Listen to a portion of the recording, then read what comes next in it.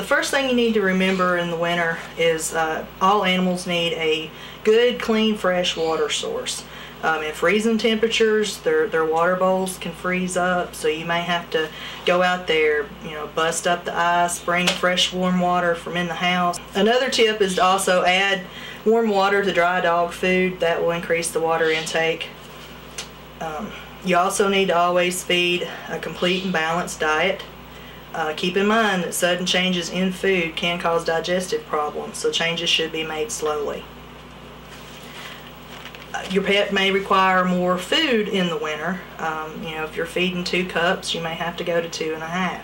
A good way to judge is by your pet's body condition score. If you can see your pet's ribs, they are underweight, so you'll need to up the intake. Young animals require more food. Older animals may require more food. A good physical exam before winter starts is always a good idea. Make sure your pet is disease and parasite free. A lot of diseases, they come on faster in the winter time.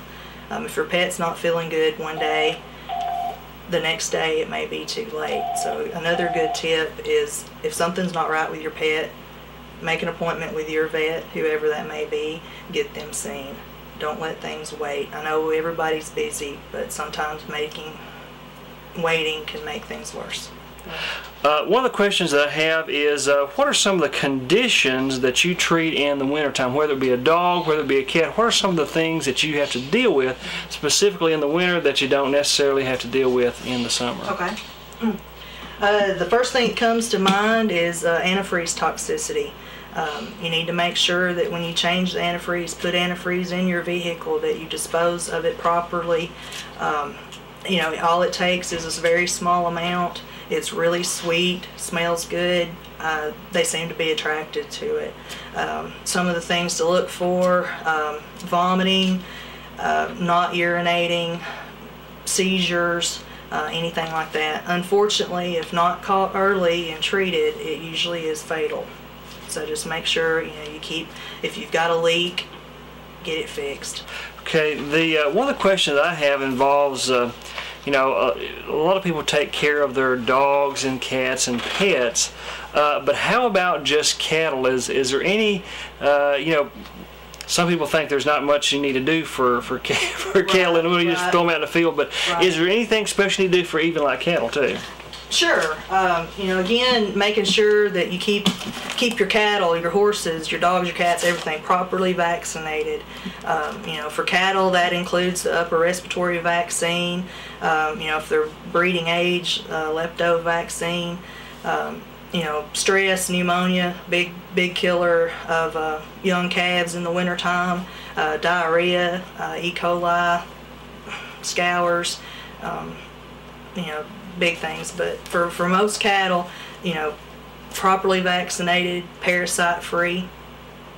As long as you've got a windbreak, some trees they can get into, something to get away from the worst weather. If we've got snow ankle deep, they need somewhere they can get away from that. Older cattle, if they don't have any teeth, it's going to be hard for them to get food. So you're going to have to make adaptations to your feeding schedule and the amount you feed, and good quality hay and some whatever ration you choose to feed, and you can take care of your cattle that way. You hear about short-haired dogs and long-haired dogs, and I assume that a long-haired dog is more suited for wintertime conditions. Is that the case, or is that sometimes maybe a misnomer, or is that actually the case, or they're better suited? So. Yeah, that's a good question, Greg. Any animal, most breeds, whether it be short-haired, long-haired, if they are used to living outside and they are acclimated to the surroundings, they can do quite well, provided that they have shelter to get in from the rain, the cold wind, they stay dry, and you keep an eye on them. If you're watching them and feeding them and keep that water from freezing, and most pets can do okay outside.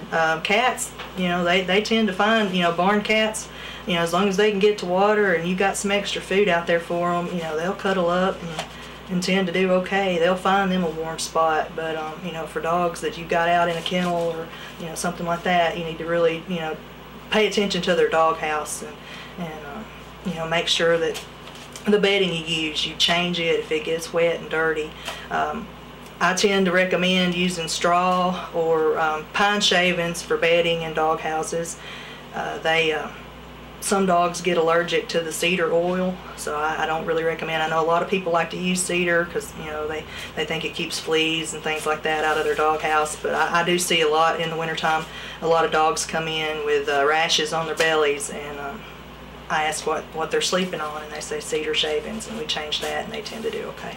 Are there certain kind of breeds that that you could identify, just maybe off the top of your head, that let's first start off with, can you identify some breeds that are not as tolerant of the cold, and then identify maybe 2 or 3 that are really very well, they're sort of bred for those conditions and that kind of thing? So a pet that I wouldn't recommend being outside at any time are your small Chihuahuas, you know, your little toy breeds, you know, little poodles and things like that. Yeah, they've got a lot of hair, but they're just tiny, and that little 5-pound body can't stand cold weather that much.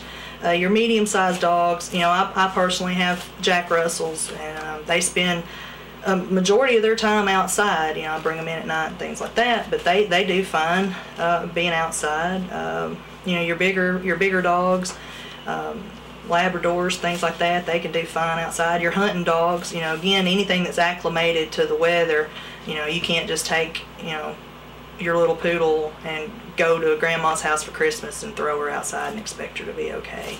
Not horses, but breeds that do okay outside, that are bred for that, your Siberian Huskies, your St. Bernards, you know, Bernese Mountain Dogs, any of your big, thick-coated breeds, they tend to do well outside, as long as they do have a way to get out of the worst weather. All right. Is there anything else as far as taking care of our pets in the wintertime that you want to make mention of that we hadn't mentioned? Okay. Just, I would like to touch a little bit more on doghouse kennel situations. It's best that your pet's not sleeping directly on the ground or cold concrete. You want your doghouse elevated a little, you know, but you don't want the wind blowing under it. So, you know, stack up boards or something so that the wind's not blowing under the doghouse. But you know, keep it elevated. Don't have it facing in the north wind, so the north wind's coming right into the door of the doghouse. You know, keep it where the sunshine can hit it. Warm it up in the daytime. Have a covering over the door so that when it is real bad weather, that you know, the wind's not blowing directly in. Again, keep good bedding in there. Change it as it becomes soiled. The only other thing is, you know, parasites, fleas. Here in Tennessee, it doesn't get cold enough all the time to get rid of the fleas, so flea control is necessary year-round. And most of the products that we use for fleas are best if used year-round.